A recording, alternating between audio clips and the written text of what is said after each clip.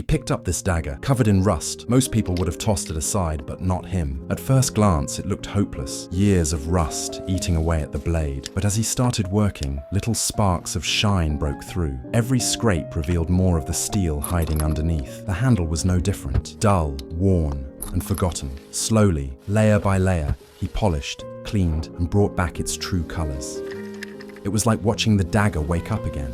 Minute after minute, the transformation became clearer. What once looked like junk was turning into something sharp, smooth, and beautiful again.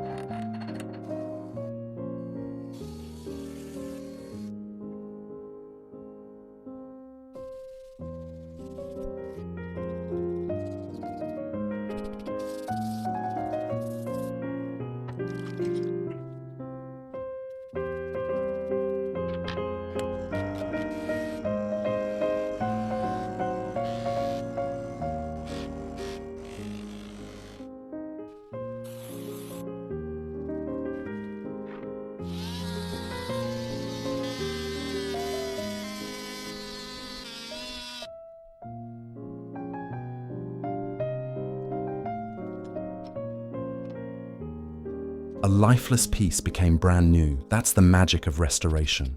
Follow for more restoration videos like this.